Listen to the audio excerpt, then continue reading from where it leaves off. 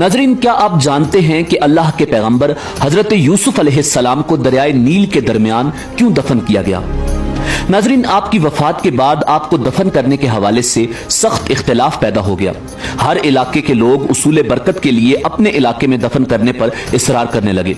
आखिर इस बात पर इत्तेफाक हो गया कि आपको बीच दरियाए नील में दफन किया जाए ताकि दरिया का पानी आपकी कब्र को छूता हुआ गुजरे और तमाम मिस्र वाले आपके फयूज़ बरकत से फैज़याब होते रहें। चुनाचे आपको संगे मरमर के संदूक में रखकर दरियाए नील के बीच में दफन किया गया।